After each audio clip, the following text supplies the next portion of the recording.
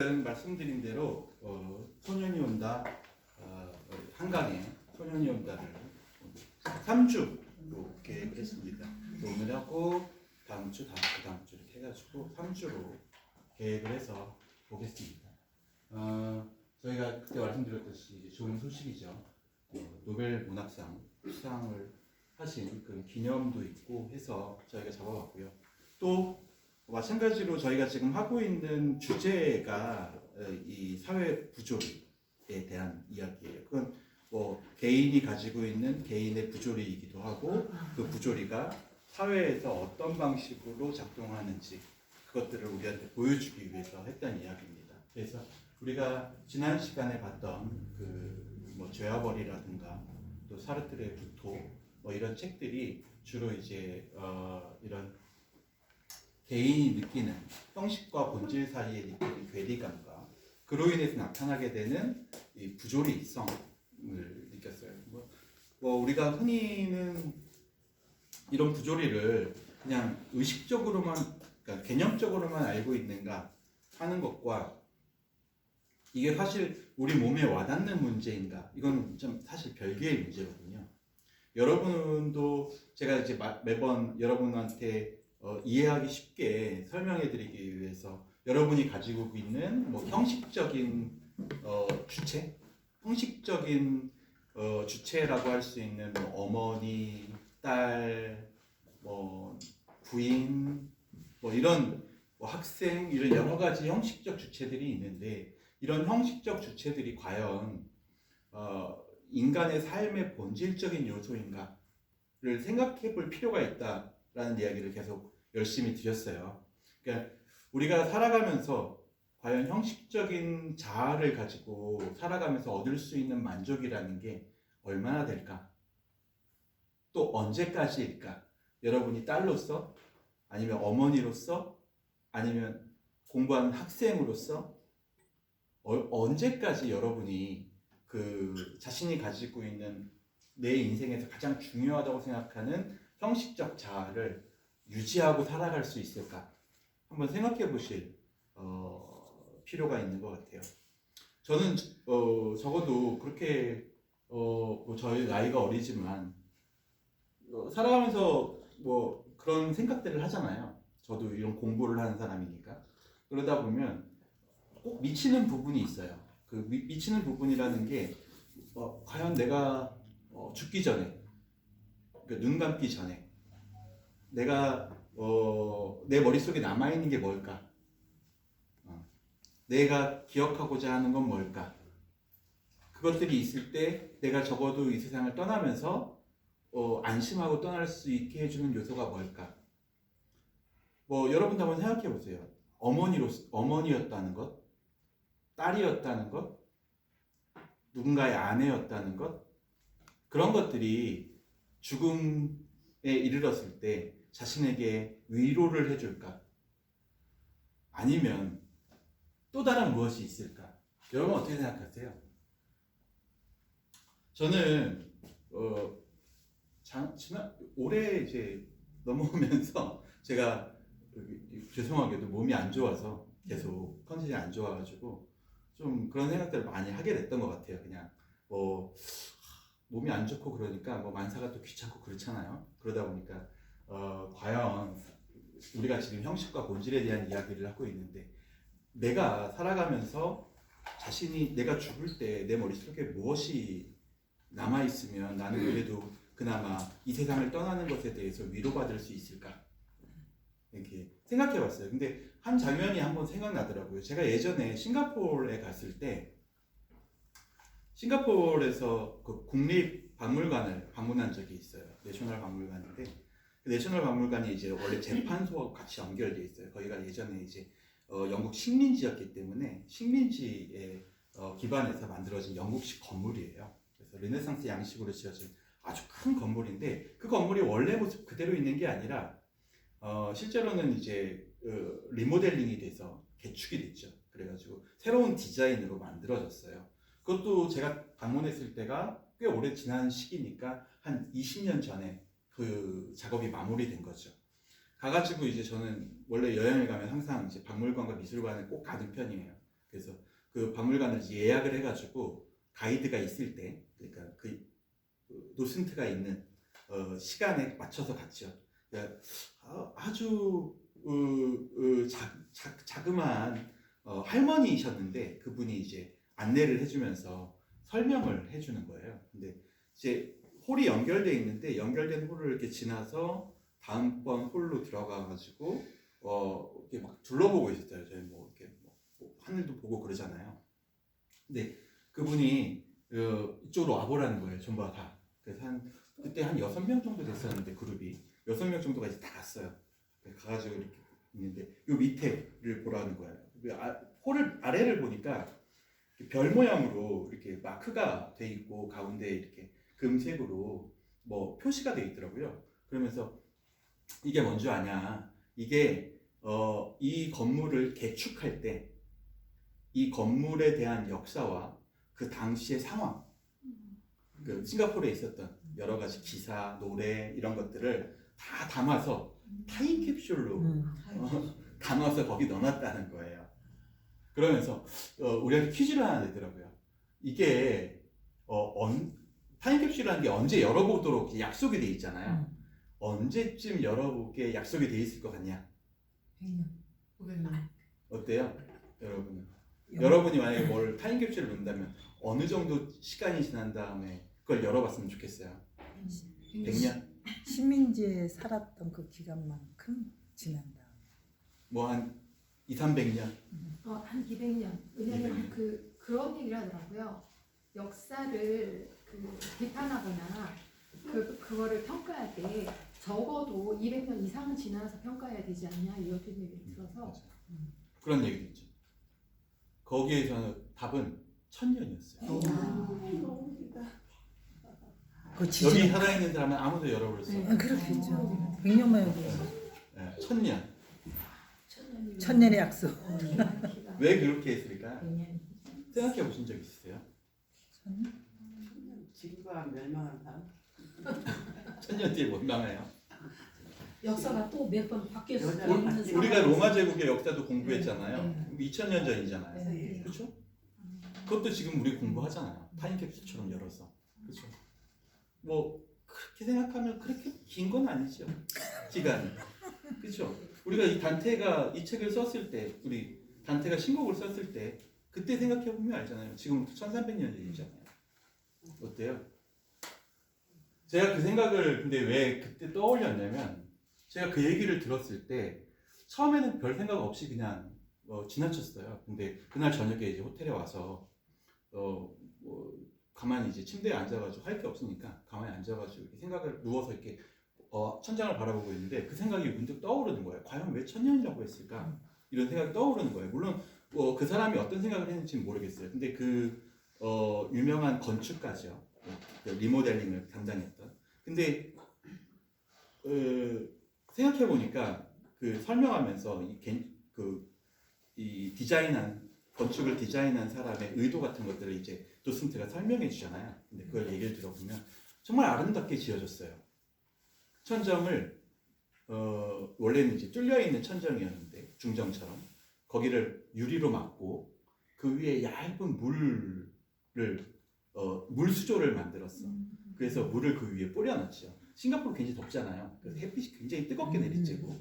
근데 그 천장에 있는 그 물수조에 얇게 퍼져 있는 물들이 이렇게 물결을 만드는 모습이 보여요. 그런데 그게 유리니까 햇빛이 비치면 바닥으로 내려와서 바닥에 무늬를 만드는 거예요.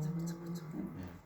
그리고 바깥쪽으로는 얇게 금색으로 철로 장식을 만들어서 마치 지푸라기처럼 엮어놓은 장식을 만들었어요. 그걸로 정문 전체를 이렇게 차양처럼 덮어버렸죠.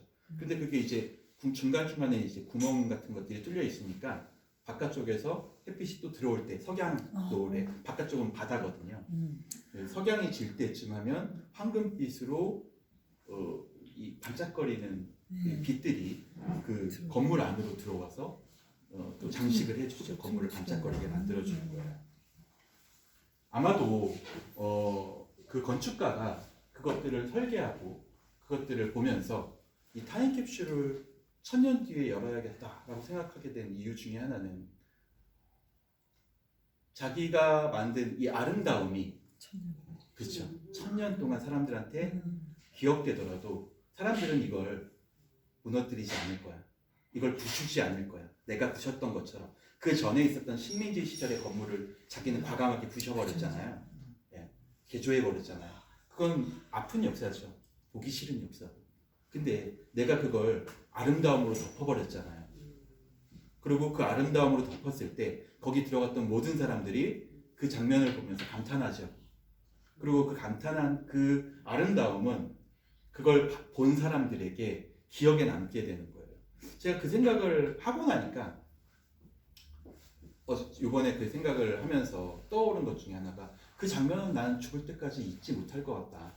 그렇게 생각하고 나니까 그 타임캡슐의 1000년이라는 역사를 생각하고 나니까 그걸 기획했던 디자이너의 자부심 또 그걸 아름답게 소중하게 생각하고 절대로 부수지 말아야겠다라고 생각하는 사람들의 1000년의 노력 이런 것들이 떠올라서 절대 잊지 못할 장면으로 저한테는 기억되게 되죠. 근데 생각해보니까 그렇더라고요. 누군가가 살아서 죽을 때까지 자기가 어떤 기억을 가지고 있는가. 그냥 형식적으로서 내가 학생, 뭐 교사로서, 또 강사로서, 또 누군가의 남편으로서, 누군가의 아들로서 있었던 시기의 기억들보다 그것들은 다 희미해져 버리니까요. 그것들을 기억하는 사람들도 상호 의존적이고 다른 사람이 기억해줘야 기억되는 것들이잖아요. 아들, 형식 다 그런 것들은 누군가와 연결되어 있을 때만 의미가 있는 거죠. 그런데 아름다움에 대한 기억 있잖아요. 내가 봤던 아름다움에 대한 기억.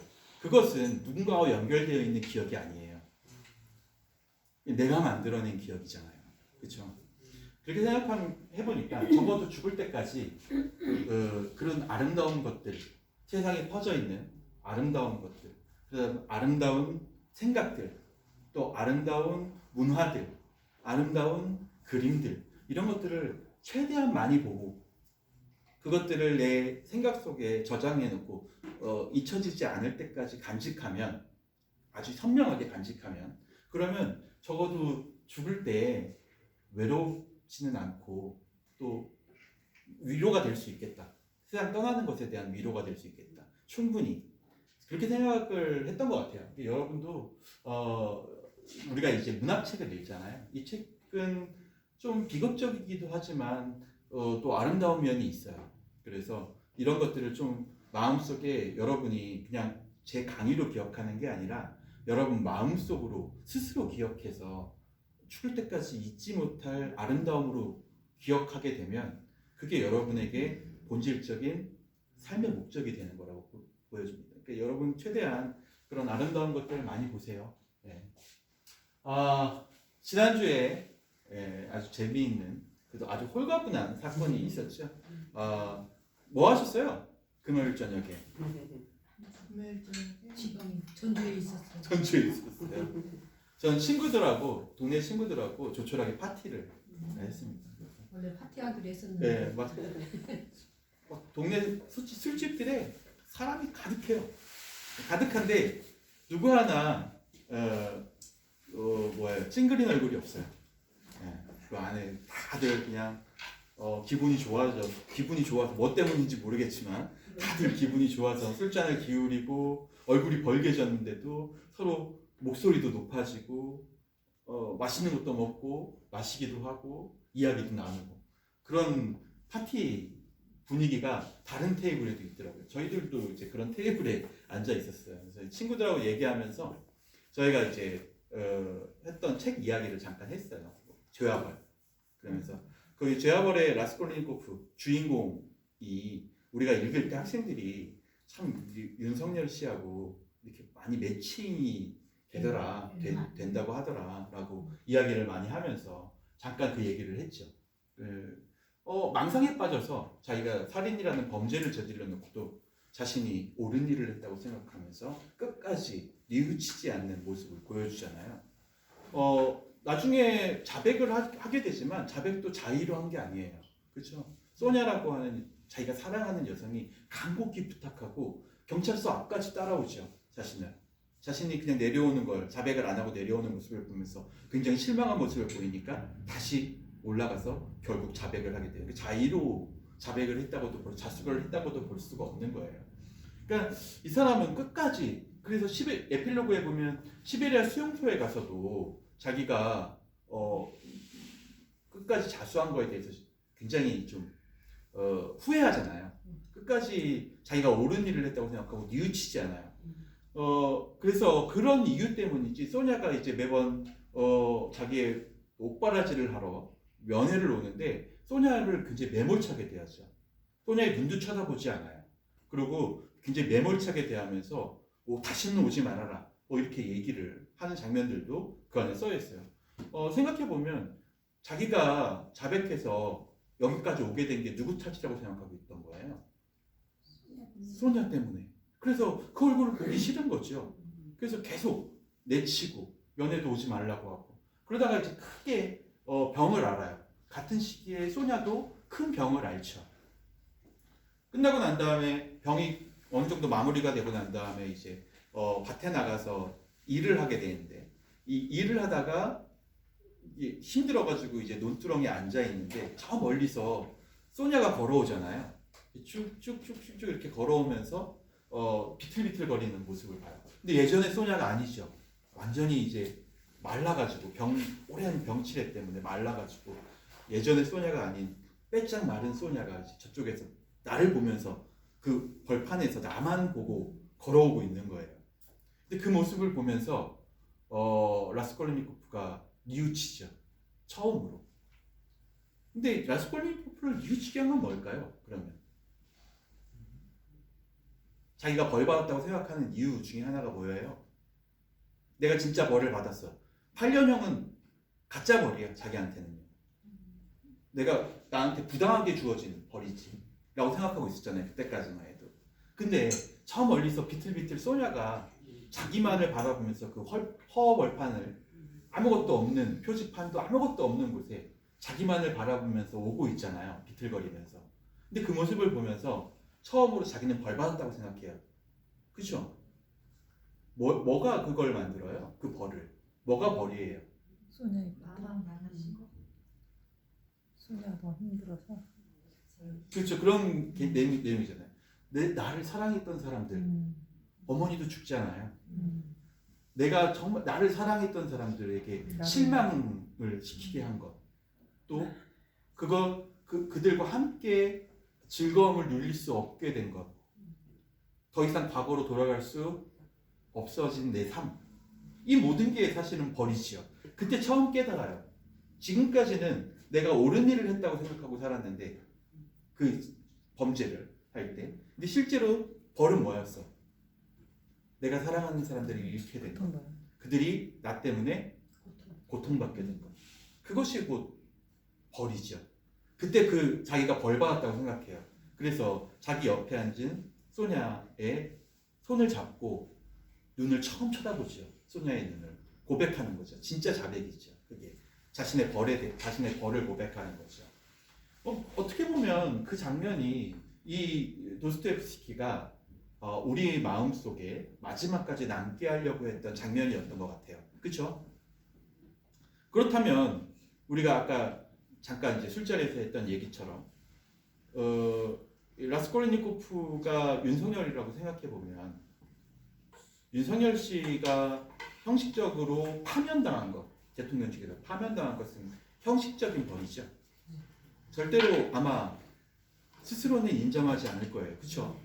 나는 옳은 일을 했어 라고 생각하면서 끝까지 자기의 생각을 유지할 거예요. 그렇다면 도스토옙스키가 지금으로 와서 윤석열 씨를 주인공으로 해서 그 소설을 쓴다고 한다면 윤석열 씨에게 소냐는 어떤 존재일까요? 누가 돼야 될까요? 그 얘기를 했어요. 친구들하고. 누가 과연 소냐의 역할을 할 수 있나요? 윤석열에게 소냐는 누굴까요? 누가 윤석열에게 자기가 진짜 벌을 받은 거야 라고 생각하게 만들 수 있겠냐는 거죠. 김건희가 고통받으면 되겠죠. 애완동물 아닐까? 똑같이 근데 뭐, 김건희가 그렇게 안내를 하냐 엄마는 이거지. 살아 계시잖아요. 네. 이제. 어머니? 엄마 살아 계세요. 어머니? 소냐 같은 역할을 못 하고 고통은 받겠지. 이제 친구들하고 얘기하면서 없어요. 대충 이제 다들 얘기했던 내용 중에 하나는 이제 뭐 국민들이 고통받는 모습, 자기 일 이후로. 네. 아니 뭐 어쨌든 그러거나 말거나. 정확하게 일치시키자는 얘기가 아니라 이렇게 정확하게 일치시키자는 얘기가 아니라 뭐 그냥 말 고스톱 마음고생을 했죠. 문학적으로 승화시켜 본다면, 네, 이걸 마음고생은 네, 많이 드라마틱하게 승화시켜 본다면 뭐 헌재, 판결을 내도 올라가고. 뭐 김건희 얘기도 나오고 뭐 했었어요. 김건희는 안 네, 근데 한국수. 근데 저희가 했던 얘기 중에 한 친구가 우스갯소리처럼 이야기했는데 가볍게 얘기했는데 그 얘기가 뭐였냐면 이재명 씨가 아닐까? 이런 얘기를 하더라고요. 네. 처음엔 다들 웃었죠. 소냐의 역할이 이재명 씨라고 생각하는 거. 근데 제가 그 숫자를 맞추고 이제 집으로 걸어오는데 생각을 해보니까 또 어느 정도 일리가 있는 말이에요. 그렇죠? 그러니까 윤석열 씨는 끝까지 자기가 죄를 지었다고 생각하지 않을 텐데 자기가 형식적인 벌을 받고 부당하게 파면당했으니까 마음속에는 항상 분노가 차 있을 거 아니에요. 그리고 그 분노의 대상은 헌재라든가 자신을 파면시킨 사람들, 그 역할을 한 민주당 사람들, 뭐 이런 사람들에게 쏠릴 텐데 그 중에서도 누구겠어요? 자기가 끝없이 공격했던 사람이 있고 아니에요. 그렇죠. 김건희도 촉으로 쏴 죽이겠다고 그랬는데. 그러니까 이재명을. 결국에는 이재명 씨로 어떻게 보면 그 극단적인 반대 진영이 형성되게 될 텐데 그 형성된 핵심 중에 핵심은 이재명 씨가 되겠죠. 어쨌든 이재명 씨가 만약에 소냐처럼 그렇죠. 윤석열 씨를 끊임없이 설득하고 끊임없이 감싸고 당신을 끝까지 따라갈 거야라고 얘기했잖아요. 소냐가 그렇죠. 네. 그렇게 이야기할 정도로 윤석열 씨에게 끊임없이 자신의 사랑을 고백하고 용서를 지속적으로 어떻게 보면 리자베타를 죽인 거 자기가 정말로 친한 리자베타를 죽인 게 라스콜리니코프라는 걸 알고 있잖아요. 소냐는 그럼에도 불구하고 용서한 거 아니에요? 라스콜리니코프를 그런 것처럼 이재명 씨가 끝까지 이 사람이 나를 그렇게 힘들게 했지만 이 힘든 이 상황을 어떻든 다 지나갔으니까 잊고 난 이 사람을 용서할 준비가 돼 있어. 그리고 끝까지 난 용서하겠다고 생각하니까 당신을 찾아가겠어. 윤석열 씨가 끝까지 거부하더라도 계속 이야기해서 결과적으로 나중에 이재명 씨가 이제 뭐 소냐처럼 그렇게 고통받는 모습 주변 사람들로부터 자기의 주변 사람들로부터 고통받는 모습을 보게 된다면 뭐 어떻게 보면 도스토옙스키가 얘기하는 것처럼 좀 이렇게 승화된 형식의 그런 마무리가 가능하지 않을까. 그건 문학적인 이야기예요. 현실을 얘기한 게 아니라 그러니까 그냥 우스갯소리로 친구들하고 문학적인 얘기를 한 거예요. 여러분도 한번 생각해 보세요. 과연 윤석열 씨에게 진정한 벌, 본질적인 벌이 내려져서 이 사람이 말 그대로 라스콜리니코프처럼 뭔가 새 사람이 된다라고 한다면 그 동기를 부여할 소냐는 과연 무엇이 필요한가, 무엇이어야 하는가라는 것을 한번 생각해 보시면 조금 더 재미있는 그런 독서가 될 것 같습니다. 그리고 죄와 벌도 여전히 잊혀지지 않겠죠, 머릿속에서. 자, 오늘 저희가 보게 될 내용은 한강의 소년이 온다라는 책입니다. 영어 제목으로는 휴먼 액트라고 되어 있어요. 액트는 저항이라는 뜻이에요. 그래서 인간적인 저항을 의미할 때 주로 휴먼 액트. 5.18이라고 쓰지도 않았고 소년이 온다를 직역하지도 않았어요. 그냥 인간적 저항을 영어 제목으로 삼았고 거기에 한강씨도 동의한 거예요. 자신의 주제에 대한 제목을, 이 책의 제목을. 그러니까 이 책을 생각할 때는 보편적으로 여러분 머릿속에 5.18이 떠올라서는 안 되고요. 물론 그것도 우리가 잊혀지지 말아야 될 이야기이긴 하지만 적어도 문학적으로는 인간의 저항이 떠올라야 돼요. 인간은 어떤 식으로 저항하는가, 무엇 때문에 저항하는가. 작가 소개를 할게요. 이거는 저희가 예전에 채식주의자 할 때 잠깐 다뤘던 내용인데요. 그거 같이 안 하신 분들도 계시니까 한번 간단히 한번 보도록 하겠습니다. 한강 씨는 1970년생이시고요. 그다음에 소설가이자 시인으로 활동하고 계십니다. 출생지는 광주, 5.18이 있었던 광주예요. 근데 어렸을 때 서울로 이주했기 때문에 사실 광주 민주화 운동하고는 관련이 없죠. 관련이 없고 자기가 10살 때쯤인데 15살 이쯤 됐을 텐데 10살에서 15살 사이에 있었던 그런 11살 4학년 때. 예, 그러니까 그 상황에 있었던 사건들에 대해서 뭐 아주 막 정밀한 판단이라든가 이런 것들을 할 수 있는 시기는 아니었어요. 그래서 이 사건을 이 책을 위해서 새로 인터뷰를 많이 했죠. 양력을 보면요, 소설가 한승원의 딸입니다. 우리 잘 알다시피 아재 바라아재를 쓰신 분이고요. 문학계의 거목이시기도 하고 또 국어교사이시기도 하셨어요. 그래서 아버지가 국어교사니까 어렸을 때부터 책을 많이 읽고 또 올바른 글쓰기 같은 거에 대한 그런 교육을 많이 받았습니다. 그 영향을 많이 받아서 글쓰기가 굉장히 단정해요. 글을 읽어보면 마치 글에 곡조가 있다고 하면 이분의 글은 한강 씨의 글은 무조야. 맞아. 예, 그냥 흘러가죠. 예, 높낮이가 없이 흘러가는 그런 어떤 낮은 음의 그런 아주 저음 같은. 근데 목소리도 그런 거 같아요. 맞아요. 목소리도 무조. 말할 때도 약간 무조처럼 이야기하는 특징도 있습니다. 그게 이제 글쓰기에 그대로 드러나죠. 힘도 없고. 힘은 있는 것 같아요. 힘은 있죠. 목소리에 힘이 목소리 맞아요. 없고. 매가리가 없어요. 목소리에. 근데 할 말을 하잖아요. 할 말 다 하면서 목소리에 그렇죠. 힘은 없어요. 그러니까 그게 힘은 조용하게 우리한테 할 말 다 하는 스타일이라고 네. 보시면 돼요. 1989년에 풍문여자고등학교 졸업하고요. 그다음에 93년에 연대 문과대학 국문학과를 졸업했습니다. 뭐 다 아시다시피 연대에 있을 때 뭐 같이 있었던 친구들이나 뭐 작가들이 있잖아요. 지금도 유명하게 활동하시는 분들도 계시는데 그분들이 하나같이 하는 말이 이 글쓰기를 해서 발표하는 그런 모임이 있었는데 그 모임에 이 한강 씨가 차례가 되면 그 다음 사람이 일부러 안 나왔대요. 비교가 되니까.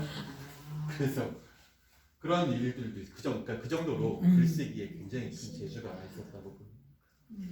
93년에 이제 문학과 사회에 서울의 겨울이라는 걸 발표하면서 등단을 하게 됩니다. 근데 서울의 겨울은 그렇게 크게 영향을 미치지 못하는데 그 다음에 1994년에 서울신문의 신춘문예를 내요. 그때 이제 붉은 닷이라고 하는 약간은 지금의 맥락하고 연결되어 있는 그런 책의 내용을 이제 쓰게 됩니다. 그래서 그때 처음으로 주목받으면서 등단을 하게 되었습니다. 뭐 우리가 잘 알다시피 2016년에 맨부커상을 국제부분에서 수상을 했고요. 그 다음에 2018년에 맨부커상 국제부분 최종 후보까지 올라갔지만 거기에서는 이제 두 번째 연이은 수상은 약간 실패했어요. 그 다음에 2007년에서 2018년까지는 그 서울예대의 문창과 교수님으로 하시다가 그 이후에 이제 지금은 계속 그냥 집필에만 전념하시고 계십니다. 작은 뭐 북카페를 하나 운영하고 계시는데 노벨상 수상 이후에는 거의 이제 사람이 너무 많이 몰리니까 이제 나오지 않고 계십니다. 집필 활동을 하고 계시는 걸로 알고 있습니다. 그리고 우리가 알다시피 이제 2024년에 노벨 문학상 수상이 됩니다. 아주 자랑스러운 노벨 문학상 수상자이십니다. 자, 대표 저작 한번 볼까요? 대표 저작으로는 우리가 잘 알고 있는 뭐 여수의 사랑, 뭐 검은 사슴, 내 여자예요. 그 이외에도요 동화라든가 산문집, 시집. 실제로 이제 자기 시집에는 자기가 이제 노래를 불러서 같이 노래도 작사를 해서 노래를 불러서 노래도 CD로 넣고 그랬어요. 노래 부르는 걸 좋아하신다고 하더라고요. 산문기행집은 이제 사랑과 사랑을 둘러싼 것들이 있고요. 바람이 불고요. 그다음에 좀 여러분에게 추천해드리는 약간 로맨틱한 얘기를 좋아하시니까 로맨틱한 이야기로 보시려면 이제 소년이 온다. 히라고 시간. 히라고 시간을 보시면 이제 히라고 교사와 학생 간의 이제 애틋한 사랑 같은 거 이런 것들을 느낄 수 있는 그런 책들도 있습니다. 그리고 오늘 보게 될 소년이 온다가 2014년 작품이고요. 그 이후에 힘, 뭐 작별하지 않는다가 나와 있습니다. 원래 이제 작별하지 않는다를 읽을까, 사삼 제주 사삼을 읽을까, 이 책을 읽을까 했는데 이제 그 노벨상 수상 하실 때도 노벨상 수상편 이제 뒤에 보겠지만 그 부분에 이제 소년이 온다가 굉장히 영향을 많이 미친 걸로 영향이 되어 있습니다. 그 본인은 이렇게 얘기했대요. 자기 작품 중에 어떤 작품이 그러면 가장 잘 사람들에게 전달되기를 원하냐라고 하니까 항상 작가는 자신의 최신작을 선전한다라고 하면서 작별하지 않는다를 우리한테 이제 소개했는데 그건 이제 작가로서 자기 책을 팔기 위한 그런 이야기였고 우스개로 하는 이야기였고 실제로 본인도 자기가 이제 굉장히 어렸을 때 받았던 충격적인 기억 같은 것 이런 것 때문에 소년이 온다를 굉장히 이제 자기 작품에서 대표작으로 생각하고 있습니다. 그래서 오늘 우리가 보게 될 책은 소년이 온다라는 책입니다. 서상적 경향에 대해서 먼저 볼게요. 한번 봤던 얘기지만 첫 번째가 이제 아버지의 영향이에요. 그러니까 아버지가 이제 걸출한 그 중견 문인이셨기 때문에 문학적 영향은 이제 아버지로부터 받아왔다 이렇게 생각하시면 됩니다. 근데 이제 한승원 씨의 책도 제가 읽어봤지만 한승원 씨의 책은 대하극이 좀 많고 역사극, 사극이나 그런 부분들이 좀 많아서 대화체가 좀 많아요. 근데 이 책을 보시면 뭐 우리 채식주의자도 봤지만 몽고반점이나 채식주의자 뭐 이런 책에서 나오는 독백 같은 것들이 사실은 이제 아버지의 그런 영향 같은 건 아니거든요. 그래서 자기의 독특한 문체를 가지고 있긴 해요. 근데 어쨌든 아버지의 문학적 영향을 많이 받은 걸로 알려져 있습니다. 1988년에 이상문학상 아버지가 수상하셨고요. 한강씨가 뒤이어서 부녀가 같이 이상문학상을 수상한 걸로도 이력이 있습니다. 2005년에 수상했죠. 오빠도 소설가예요. 오빠도 1995년 서울신문에 신춘문예에서 변태시대라는 작품을 써서 등단을 했습니다. 이후에 유령, 달꽃과 늑대 같은 작품들을 썼는데 상대적으로 이제 오빠가 그 한강씨의 그런 명성에 약간 묻힌 경향이 있지만 한동림 씨도 굉장히 좋은 소설가로 알려져 있습니다. 두 번째, 고향이 광주다 보니까 광주 민주화 운동에 대한 기억이 아주 선명하게 남아 있는 거죠. 물론 자기가 직접 경험한 경험이 아니라 이제 뭐 아버지가 모아놓은 기사라든가 이런 것들을 몰래 훔쳐보다가 알게 된 내용들이죠. 네. 소년이 온다에서 5.18을 통해서 개인의 고통, 내면 이런 것들을 조명하고 있습니다. 그러니까 여러분이 이 책을 읽으실 때 굉장히 주의하셔야 되는 것 중에 하나가 아까 제목에서도 마찬가지로 한강씨도 이 책을 5.18이라고 하는 하나의 사건에 매몰시키기를 원하지 않아요. 예. 그건 중요한 이야기도 아니죠. 이미 지나가 버렸고. 그래서 이 5.18을 문학적으로 다시 재구성한다? 라는 것은 다큐멘터리에 불과하죠. 그래서 그런 데 초점을 맞추지 않은 거예요. 중요한 건 개인의 고통과 내면이죠. 한 사건이, 그러니까 형식적인 시스템의 한 사건, 오류가 난 거죠. 그러니까 민주주의가 오류가 나면 그런 사건이 벌어져요. 근데 그런 계엄이라고 하는 사건이 벌어졌을 때 그 안에 있는 한 개인이 자신의 자유를 빼앗기고 또 억압당하고 폭행당하고 이런 모습들을 볼 때 한 개인은 어떻게 대처할 수 있고 어떤 생각을 하게 될까를 이 책에 쓴 거죠. 그건 그러니까 우리 누구나에게도 있을 수 있는 일이에요. 지금 우리가 막 벗어나왔지만 그 오류를 우리는 또 한 번 겪었잖아요.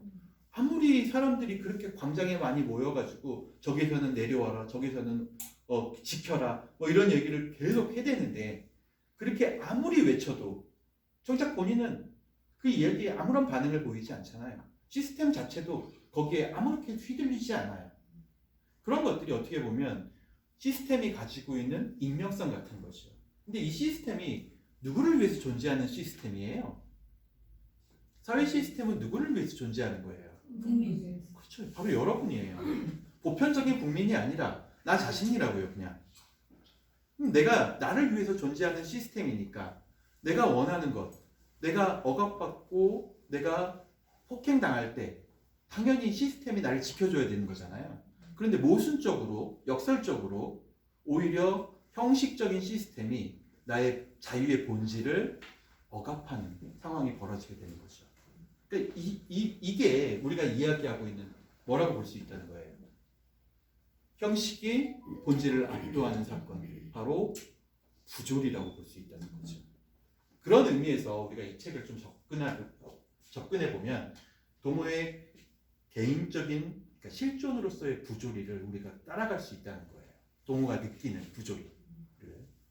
그건 마치 우리가 사르트르의 구토를 읽을 때 록강땡이 느꼈던 그 부조리와 도모가 느끼는 부조리가 어떻게 유사한가, 어떤 부분에서 이 공통점을 보이는가를 잘 연구해 보면 충분히 여러분도 이해하실 수 있으리라고 봅니다.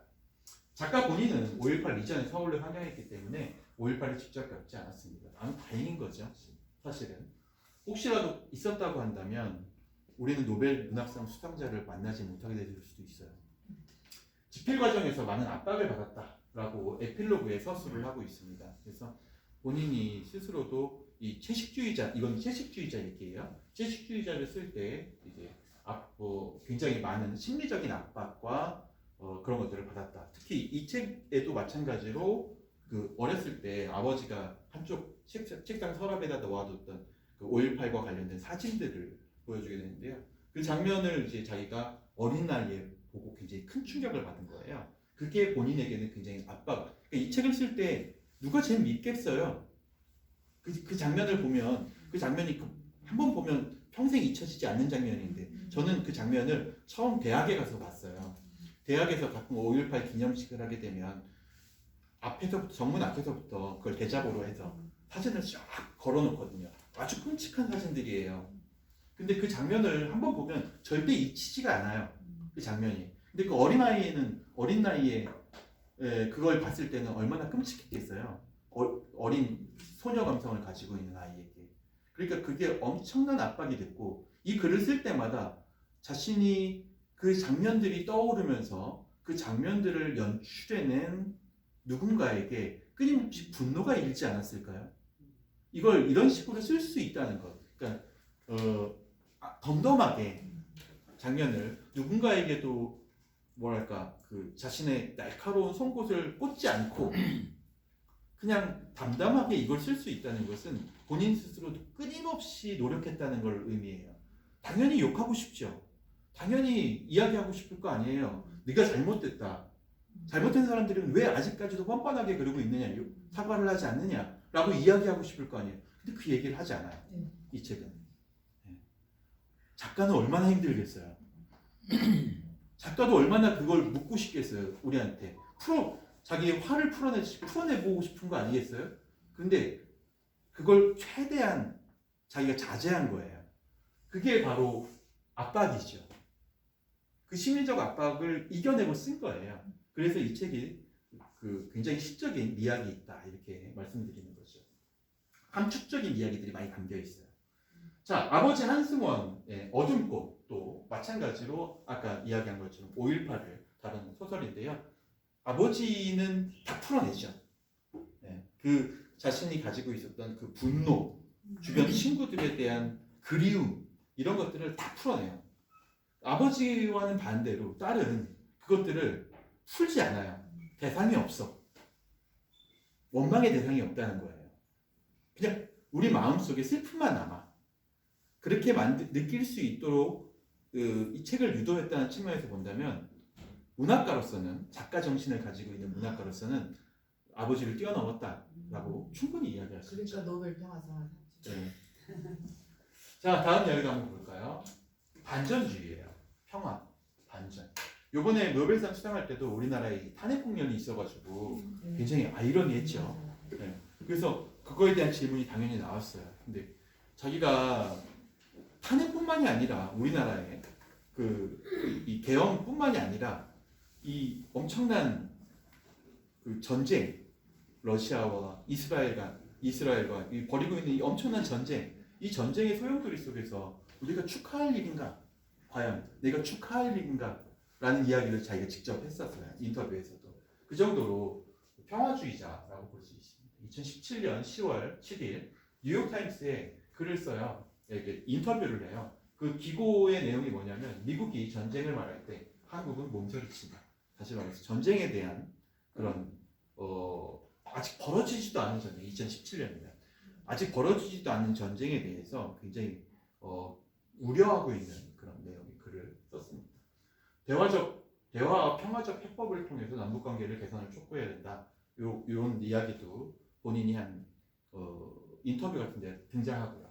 특히 아까 제주 4.3을 만든 최근적인 작별하지 않는다는 제주 학살 사건까지 이제 우리나라에 있었던 슬픔으로 끄집어 올리면서 이것들도 그 5.18과 함께 우리가 충분히 아직까지 아물지 않은 상처로 남아있다. 제주도 가보시면 아시잖아요. 그렇죠? 제주도 가보시면 4.3 이야기가 나오면 택시 기사님들이 아주 그냥 뭐 도착할 때까지 아주 귀가 따가울 정도로 얘기를 들어요. 네, 그 정도로 사람들이 기억하지 못한다. 그 현실에 대해서 이렇게 이야기하시는 분들이 많습니다. 10분의 1이 죽었는데. 네, 그렇죠. 엄청 끔찍한 사건이에요.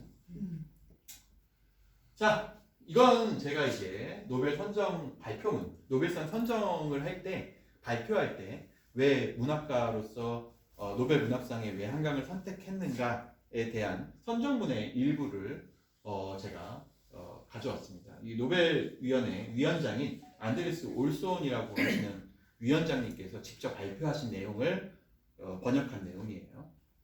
소설 소년이 온다 에서 한강은 자신이 성장한 광주에서 1980년 한국군에 의해 수백 명의 학생과 비무장 민간인이 학살된 역사적 사건을 자신의 정치적 토대로 삼았습니다. 역사의 희생자들에게 목소리를 내기 위해 이 책은 잔인한 현실을 직시하고 이를 통해 증언 문학이라는 장르에 접근합니다.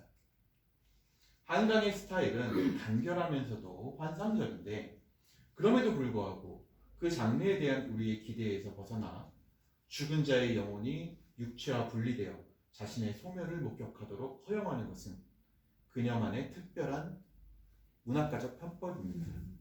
어떤 순간 신원을 알 수 없는 시체, 묻힐 수 없는 시체를 보면 소포클레스의 안티고네의 기본 모티브를 떠올리게 됩니다.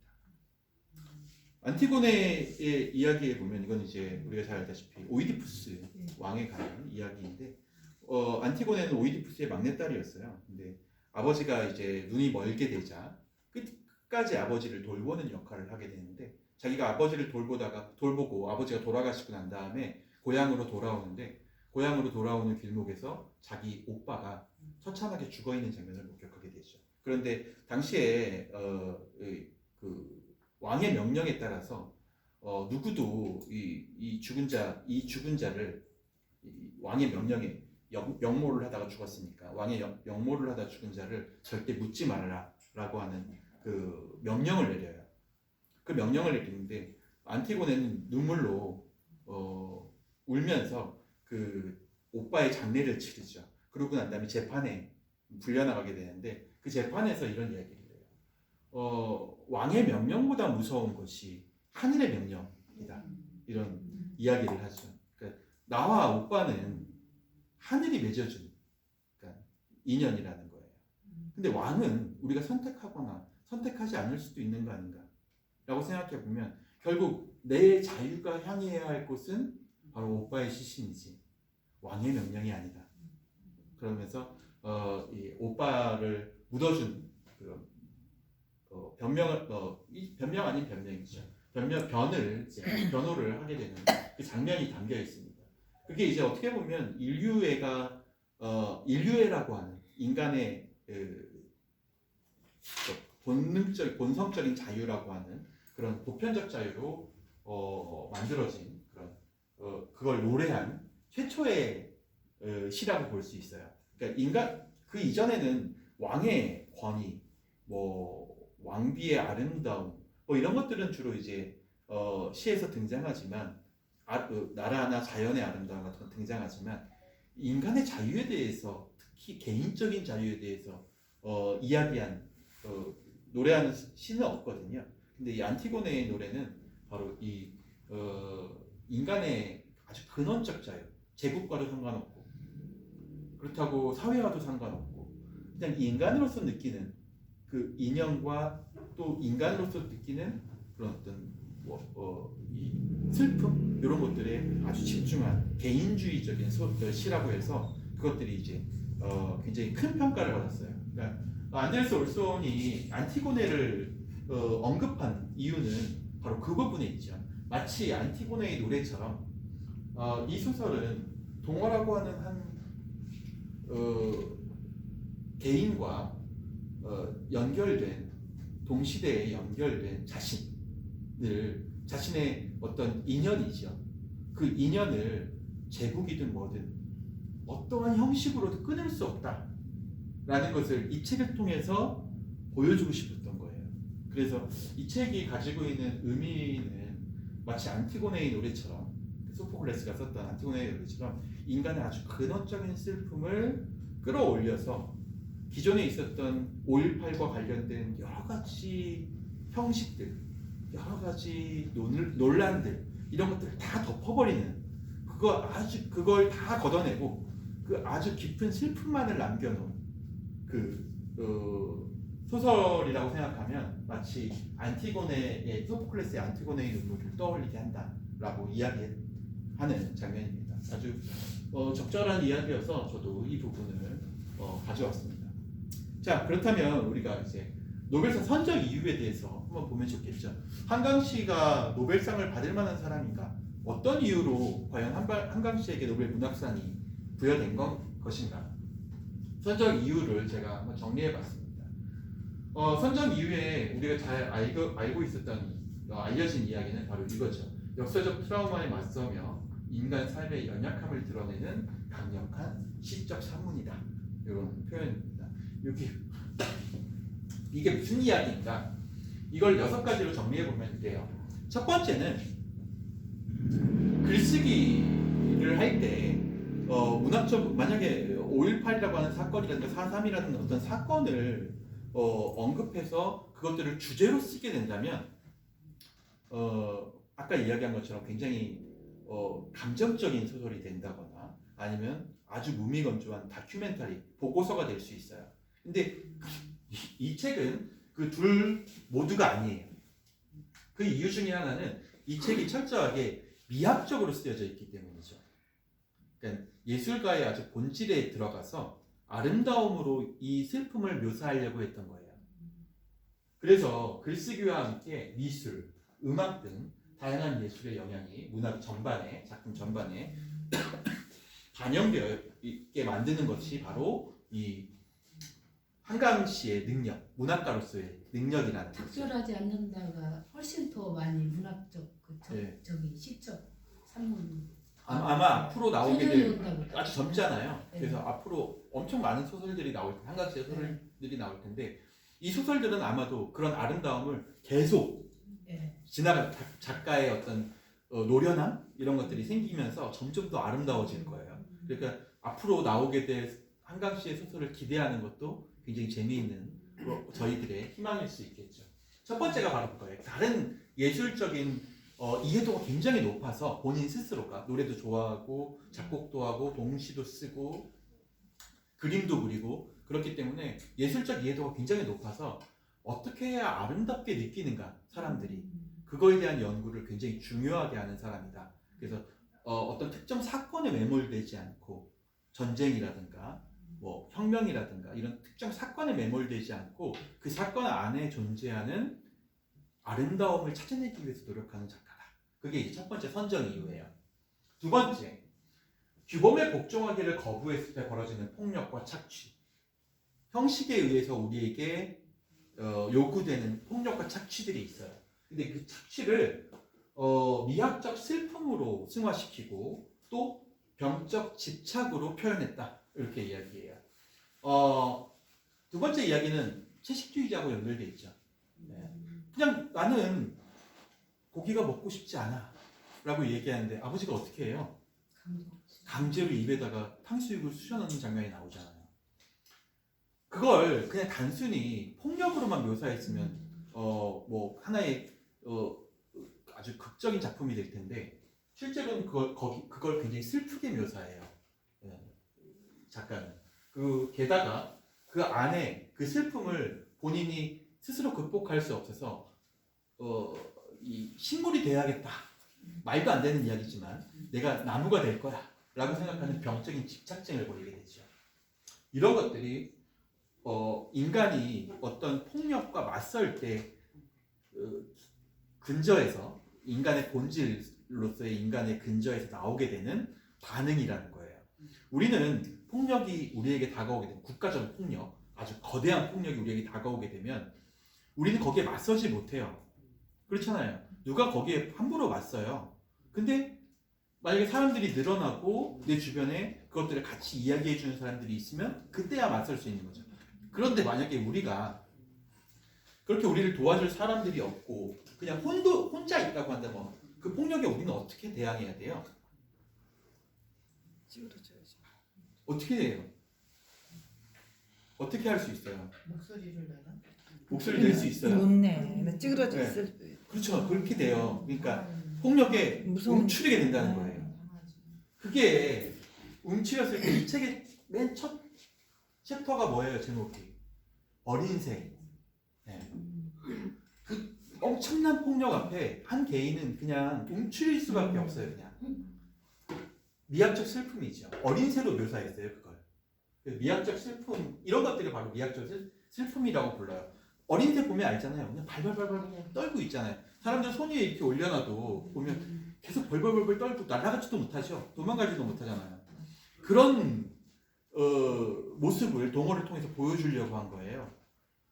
그게 미학적 슬픔이죠. 인간이 거대한 폭력 앞에서 할 수 있는. 그리고 그렇게 되면 주변을 의식하면서 병적 집착을 하게 됩니다. 갈망, 무엇인가에 자신의 욕구, 이런 것들을 다 맞추게 돼요. 동화 같은 경우에는 뭐예요?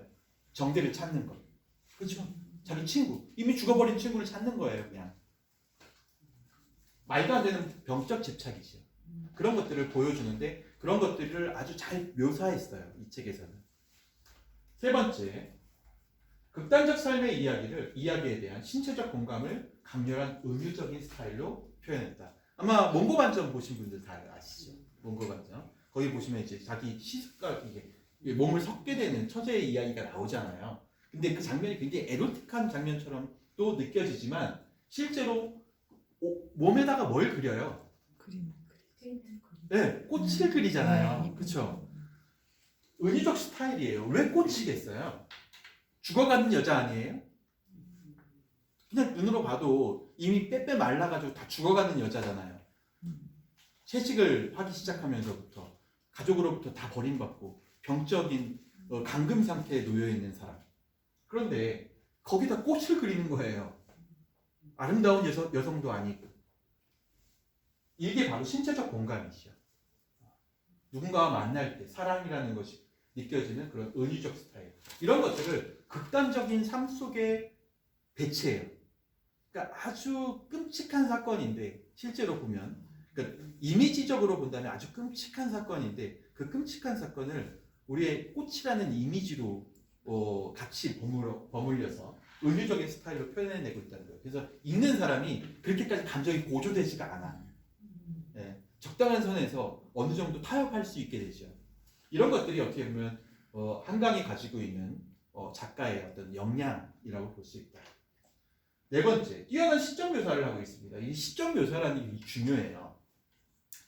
여기서도 위에서 얘기했지만 삶의 연약함을 드러내는 강력한 시적 산문이다 라고 할 때 이 시적이다 라는 포에틱이라는 표현은 뭘 의미해요? 우리가 시적이다 라고 얘기하면 뭘 의미해요? 표현, 감성적인 표현. 시의 특징이 뭐예요? 간결, 함축성. 네. 네, 시는 함축적인 거잖아요. 그래서 감정같이 우리가 상대방에게 내 감정을 이야기하려고 하면 엄청 길어지는 이야기들을 시는 단 몇 줄의 문장으로도 표현할 수 있게 되는 거죠. 함축해놨어요. 그 안에 수없이 많은 감정들을 함축할 수 있는 능력이 시인으로서의 능력이에요. 시적이다 라는 것은 바로 시적 산문이다. 그런 것은 그냥 같은 문장이지만 그 문장 안에 엄청나게 다양한 감정들이 함축되어 있다는 거예요. 그래서 여러 가지로 해석이 가능하다. 읽는 사람들에게 얼마든지 많은 감정들을 끊임없이 전달해 줄 수 있다. 이거죠. 그러니까 뛰어난 시적 묘사로 복잡하고 깊은 감정을 굉장히 효과적으로 표현한다. 이 책에 보면 어린새, 이제 우리가 오늘 1장만 볼 텐데, 이 어린새에 보면 동호가 그 시체들을 이제 싣고, 장소가 부족해가지고 상무관으로 싣고 가는 장면이 나와요. 그런데 트럭에다 싣고 그 트럭이 이제 시체들을 데리고 가는 장면에서 동호가 뒤에 따라가거든요. 이게 자기 누나들하고 같이. 그때 동호가 버드나무 가지, 수양버드 가지가 이렇게 내려와 있는데 의미 없이 그걸 한번 잡았다가 놓는 장면이 나와요. 근데 아무런 설명도 없어. 그냥 의미 없이 잡았다 놓았다. 이렇게만 이야기해요. 한강씨는. 그런데 그 장면 하나가 주는 감정이 있어요. 그 장면을 생각해보면 알 수 있죠. 그 시체가 잔뜩 실린 트럭 뒤를 아무 생각 없이 16살짜리가 쫓아가는 거예요. 그런데 그리운 마음이 계속 들죠. 그 안에는 내가 알았던 사람들도 있고 내가 이름을 적은 사람들이잖아요. 전부 다 확인하고 적은 사람들. 그 사람들이 앞으로 가고 있는데 그립잖아요. 그렇죠? 가고 나면 누군가가 또 찾아오겠지라는 생각에 나라도 한번 손을 잡아주고 싶은 거 아니에요? 그런데 시체의 손은 잡을 수 없으니까 그렇죠? 의미 없이 나뭇가지를 한번 잡고 내리는 거예요. 그렇게 엄청난 이야기들을 굳이 쓰지 않고도 그냥 한번 잡았다 놓았다로 그냥 표현해버리죠. 네. 이런 것들이 바로 이 한강씨가 가지고 있는 매력이에요. 그 소설이 가지고 있는 매력. 우리 좀 이따 읽을 텐데 그런 매력이 어떻게 보면 시적인 매력인 거죠. 한강씨는 그냥 단순히 하나의 감정을 그냥 적어서 우리한테 전달하기를 원하지 않아요. 내가 느꼈던 감정을, 그 상태를 몇 단어만으로도 여러분한테 전달하고자 노력하는 거죠. 그러면 작가는 얼마나 많은 생각을 해야겠어요. 적당한 단어를 떠올리기 위해서. 근데 여러분은 한국인으로서 굉장히 복 받으신 거예요. 그 단어를 번역해서 보지 않고 우리는 모국어로 보는 거예요. 그러니까 그 단어들이 가지고 있는 의미들을 충분히 여러분이 곱씹어 볼 필요가 있어요. 이 책을 읽으면서. 그래서 이 책이 뭐 분량이 많지는 않지만 한 문장 한 문장이 이 엄청나게 많은 감정들을 표현하고 있으니까 여러분은 그 감정들을 한번 한강씨의 입장에서 따라가 보려고 노력해 보면 이 독서가 더 의미 있게 되는 거죠. 자, 5번째입니다. 역사적 사건을 개인의 증언 형식으로 풀어낸다. 아까 증언 문학이라는 이야기가 들어가 있는데 이 증인 문학의 성향을 이 작가의 어떤 독특한 문체로 만들어냈어요. 그러니까 이건 없었던 거야. 너는 어디에 있다. 너는 무슨 생각을 한다. 이런 표현으로 나오잖아요. 근데 실제로 문학적으로는 허용되지만 문법적으로는 맞지 않는 표현이죠. 예, 그렇다 보니까 이것만 가지고 문학 작품을 만들 수 있을까 하는 의구심이 들 정도예요. 이런 방식으로 서술해서 사람들이 이상하다고 느끼지 않고 읽을 수 있을까? 그런데 실제로 읽어보면 별로 이상하지 않죠. 처음에 조금 이상하긴 한데 그 선을 조금 익숙해질 정도로만 넘어가면 그 다음부터는 문법적 형식에 맞지 않더라도 그것들이 자연스럽게 마치 나의 독백처럼 나와요. 그러니까 증언하는 사람은 누구라도 될 수 있죠. 한강씨가 아닌 이 책을 읽는 사람들은 누구나 다 이 5.18의 증언자가 되는 거예요. 이 책을 읽는 순간 거기에 있는 희생자 한 명의 일대기를 이야기하고 있는 거니까 그 주변 인물들을 이야기하고 있는 거니까 우리는 그걸 마치 우리가 보고 이야기하는 것처럼 이 책을 읽게 된다는 거죠. 그런 어떤 효과를 애초에 처음부터 설정했기 때문에 한강씨가 이 책을 처음 구상할 때부터 이렇게 해야겠다. 사람들이 읽을 때 마치 그 사건에 대한 증언을 하는 것처럼 이 책을 읽히도록 하면 좋겠다라는 생각을 먼저 하고 그것들을 어떻게 하면 효과적으로 할 수 있을까? 어색하지 않게 그것들을 끊임없이 고려한 끝에 나온 결과물이 바로 이 책인 거예요. 그러니까 작가의 아주 어떻게 보면 아주 치열한 사고방식 이런 것들이 들어가 있다고 볼 수가 있습니다. 자, 이런 증언문학의 형식도 바로 그래서 이 책을 선정한 이유 중에 노벨 문학상 선정한 이유 중에 하나라고 이렇게 소개하고 있습니다. 6번째 마지막 내용입니다. 가장 중요한데요. 인간의 정신적, 육체적 고통이 이중적 노출을 이야기해요. 그러니까 이건 노벨 문학상 위원회에서 발표한 이야기예요. 이 책에는 인간의 정신적 고통도 들어있고 육체적 고통도 들어있다는 거예요. 총을 맞고 몸이 찢어지고 이런 장면들이 묘사되어 있잖아요. 정신적인 고통과 육체적 고통이 다 있어요. 둘 다. 근데 이 이중적 노출을 동연적 사유를 가미해서 저항하기보다는 오히려 수용하도록 한다라는 거예요. 그러니까 이게 어떻게 보면 한강 씨가 가지고 있는 그 무조의 특징을 잘 드러내는 부분이기도 해요. 왜 이렇게 왜 감정이 안 느껴질 정도로 이렇게 담담하지? 라고 생각해 보면 인간의 정신적, 육체적 고통은 이미 존재하는 고통이에요. 게다가 여기다가 왜 노벨 문학상 위원회에서 동양적 사유라고 이야기했을까요? 동양적 사유를 왜 집어넣었을까요? 이게 동양인이니까? 유교적인 뭐가 있나요? 그러면? 불교적인 의미가 있죠. 네. 일체계고 인간의 인생은 애초에 뭐라고 얘기해요? 동양에서는 고통. 표현한 그러니까 자체가 인간의 모든 삶은 원래 고통이다라는 것을 받아들이는 문화가 힌두교부터 시작해가지고 이 불교까지 이미 다 퍼져 있어요. 그게 실제로 우리가 예전에 책에서 봤지만 조로아스터교 이후에 힌두교로부터 불교가 나오고 그게 어떻게 이제 히말라야 산맥을 넘어서 아시아까지 전달되는지 이런 것들을 우리가 한번 봤잖아요. 세계사에서 한번 봤잖아요. 그런 것처럼 이 동양적 사회는 기본적으로 인간의 삶을 고통으로 정의하고 있죠. 서양에서는 고통을 극복해야 될 대상으로 생각해요. 그래서 주로 많은 소설들이 그것들을 어떤 방식으로 우리가 극복하고 넘어갈 수 있는가. 이걸 여기에 집중하는 반면에 이 한강 씨는 그냥 그걸 받아들이죠. 그 고통을 삶의 한 부분으로 받아들이는 거예요. 친구를 잃는 것도 삶의 한 부분이고 사랑하는 사람들을 잃는 것도 삶의 한 부분이에요. 생각해보면 그렇지 않아요? 네. 누구든 이별하잖아요. 아무리 사랑해도 이별하잖아요. 그건 우리가 겪어야 될 고통이죠. 그러니까 그 고통 자체에 집중하면 그 고통을 하는 대상, 주는 대상에게 분노가 따라오게 돼 있는데 그 분노가 느껴지지 않을 수 있게끔 고통을 그냥 받아들이도록 노력해요. 이게 이제 동양적 사유라고 얘기하죠. 그래서 인간 보편의 실존적 경험을 시적이고 실험적 스타일로 표현하는 현대 산문의 혁신가이다 이렇게 이야기하고 있습니다. 6가지가 어떻게 보면 노벨상 선정이 된 이유라고 볼 수가 있습니다.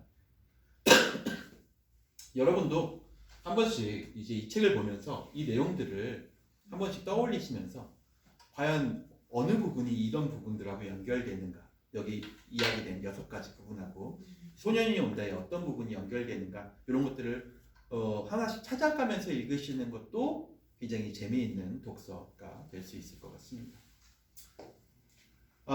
1장을 잠시 보고 1장의 첫 부분만 보고 우리 잠시 이제 쉬도록 할게요. 이 책의 첫 장은 아까 얘기한 것처럼 어린 새예요. 어린 새. 네, 어린 새는 어떤 느낌이세요? 죽어. 어린 새 하면 뭐가 떠오르세요? 연약하다. 연약함. 또 이미지적으로 한번 표현해 보세요. 어린 새. 가여움. 보호를 해줘야 돼. 보호해야 될 대상. 둥지에 갇혀 있어. 그 갇혀 있는 존재. 굉장히 신기하네요. 못 나가다니까. 네, 그렇게 볼 수 있는데 어린 새는 저는 이렇게 어린 새 하면 손에 이렇게 어린 아이들이나 손에 이렇게 놓여져 있는 새가 떠올라요. 난 비 맞은 새. 네, 그렇죠. 그러니까 어린 새를 본 적은 있으세요? 있죠. 있죠. 네. 보통 일반적으로 어린 새를 우리가 볼 수 있는 이유는 둥지에서 떨어졌기 때문이잖아요. 누가 보호해줘. 네. 그러니까 보통 우리가 어린 새 하면 누군가가 손에 이렇게 담고 있는 모습이 저는 많이 떠오르더라고요. 저도 어렸을 때 새둥지에서 떨어진 새들을 봤으니까 그래서 그 새들을 이렇게 보고 있으면 손에 이렇게 온기가 있어요. 몸에 온기가 있잖아요. 근데 벌벌벌 떨죠. 그래가지고 어디에도 눈을 맞추지 않아요. 내가 이렇게 쳐다봐도 눈을 맞추지 않아요. 그냥 계속 눈을 감고 있거나 아니면 눈을 뜨더라도 계속 고개를 돌리면서 불안한 눈빛을 보여주죠. 이 책에서 동호는 그런 존재죠. 이 책의 주인공이라고 할 수 있는 동호는 그런 존재예요. 우리가 보호해줘야 되는 존재인데, 그렇죠? 내 손 안에서 벌벌 떨고 있어요 지금. 그런데 어떻게 할 줄을 모르는 거예요. 얘를 다시 둥지 위로 올려줘야 될까? 아니면 이 아이가 원래 있던 자리에 그냥 놔둬야 될까? 근데 어떻게 할 수도 없어. 그냥 조금만 힘을 주면 죽어버릴 것 같아. 네. 그런 존재로서의 동호를 이야기하는 거예요. 그렇게 하기 위해서 이 1장의 제목을 동호로 이렇게 동호를 이야기하는 어린 새로 이야기하고 있죠. 한번 볼까요? 너는 눈을 가늘게 뜨고 도청 앞 은행나무들을 지켜본다. 흔들리는 가지 사이로 불쑥 바람에 형상이 드러나기라도 할 것처럼 공기 틈에 숨어있던 빗방울들이 일제히 튕겨져 나와 투명한 보석들 같이 허공에 떠서 반짝이기라도 할 것처럼 너는 눈을 크게 떠본다. 좀 전에 가늘게 떴을 때보다 나무들의 윤곽이 흐릿해 보인다. 부모님이 하는 이야기, 자기 형이 하는 이야기죠. 좋은 말로 할 때 들어. 당장 집에 들어와. 자기를 찾으러 온 거죠. 밖에 나가서 들어보니까 그 얘기를 듣고도 알았어요. 들어갈게요. 라고 이야기하면서 다시 들어와서 투명거리면서 들어와가지고 이제 바깥에서 집회하는 소리가 들려. 상무관 바깥에서는.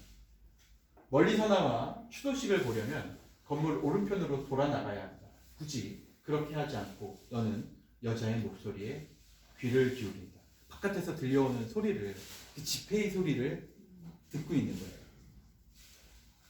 이 장면은 여러분이 꼭 기억해 두셔야 돼요. 왜냐하면 이 장면은 뒤에 한 번 더 언급이 돼요.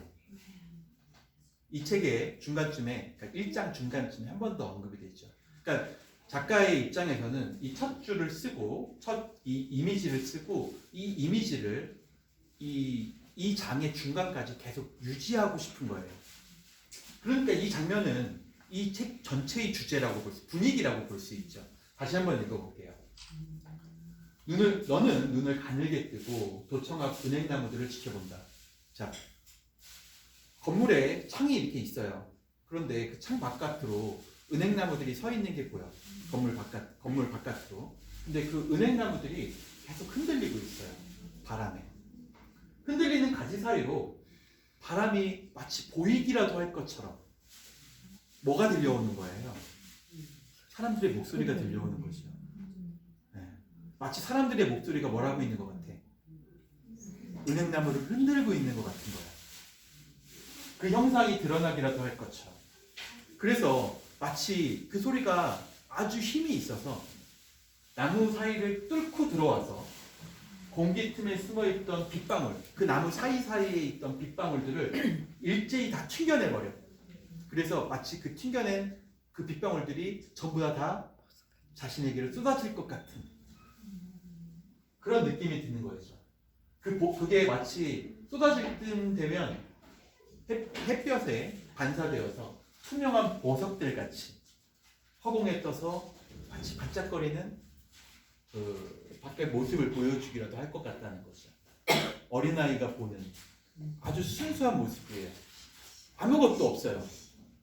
그냥 어린아이가 바깥을 보면서 오늘 날씨가 너무 좋고 너무 맑고 너무 상쾌해. 마치 저 빗방울들이 보석이라도 된 것처럼 반짝거리면서 나한테 올 것 같아. 얼마나 나가고 싶겠어요. 왜냐하면 나중에 이제 언급이 되겠지만 얘가 앉아있는 곳은 어디예요? 강당. 그렇죠. 강당인데 어디예요? 어떤 강당이에요? 시체들이 시체들이 가득 들어차 있어요. 여러분 아실 거 아니에요? 여러분 연세쯤 되시면 시체들에서 어떤 냄새가 나는지 아시죠? 네. 네. 그것도 8월이야. 한여름. 아니 5월. 네, 그러니까 5월이야. 그러니까 이 여름에 이 엄청난 더위 속에서 땀을 흘리고 있잖아요. 거기 있는 사람들이 그 뷔페가 끔찍할 정도로 엄청난 냄새를 날 텐데 창밖은 어때요? 너무 청명해. 상관이 그 없어. 대조를 보여주고 싶은 거예요. 우리랑 상관이 그리고 없어. 이 아이는 당장이라도 뛰쳐나가고 싶죠. 음. 이 썩은 공기로부터 벗어나서 저 맑은 보석 같은 공기들을 맛보고 싶은 거야. 얼굴에. 그게 어린아이들의 생각이잖아요. 어린아이들이 아침에 일어나서 창문 보고 무조건 나가잖아요. 바깥으로. 그런 것처럼 그런 아이의 심상을 이야기한 거예요. 그리고 이렇게 얘기해요. 너는 눈을 크게 떠봐요. 그런데 지금 바깥을 본 것은 눈을 가늘게 떴을 때야. 그런데 눈을 크게 뜨니까 가까이 있는 것들이 보이는 거죠. 좀 전에 가늘게 떴을 때보다 나무들의 윤곽은 흐릿해지고 뭐만 들어와? 눈앞에 시체들만 들어오는 거죠. 이 강력한 대비를 이 책 전체에서 이야기하고 있는 거예요. 보여주고 있는 거예요. 멀리서나마 추도식을 보려면 건물 오른편으로 돌아 나가야 돼. 그런데 나가지 않아요. 추도식도 상관없어. 난 추도식 때문에 여기 와 있는 게 아니야. 그들을 애도하기 위해서 여기 와 있는 것도 아니야. 저 시체들을 애도하기 위해서 내가 여기 와 있는 게 아니야. 그렇죠?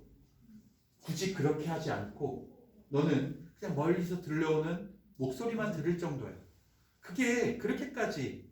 그러니까 뒤에 이제 이 장 바로 뒤에 애국가에 대한 이야기들이 나오잖아요. 아리랑과의 애국가에 대한 이야기들이 나와요. 어린아이는 애국가를 들으면서 성인, 다시 말해서 여기 있는 추도하는 사람들의 감정? 이런 것들을 느낄 수 있는 나이가 아니에요. 왜 애국가를 부르는지 모르잖아요. 동호가. 네. 어떻게 보면 이런 것들이 바로 이 짧은 작품이 짧은 앞에 부분인데 앞에 잠깐 들어가는 이 앞에 부분인데 이 앞부분에 이 어린아이의 심경을 대조적으로 우리한테 보여주고 있는 거죠. 이 양가의 심정이 이 어린아이를 얼마나 복잡하게 만들겠어요. 내 눈앞에는 엄청난 시신들이 놓여있고 저 창문 밖에는 너무 아름다운 상쾌한 바깥 공기가 있어. 그런데 나는 나갈 수 없어. 나가지 못해요. 뭐가 동호를 잡고 있는 걸까요? 이 아이는 뭐 때문에 이 끔찍한 공기를 견디면서 이 자리에 앉아 있는 걸까 하는 뭐가 들어요? 의구심이 들어가는 거죠. 읽는 사람들로 하여금. 도대체 무엇 때문에 이 아이는 여기에 앉아 있는가? 왜 못 나가? 네, 그 얘기를 하게 돼요. 앞으로 보면서 좀 더 이야기해보도록 하겠습니다. 쉬었다가 다음 이야기를 할게요.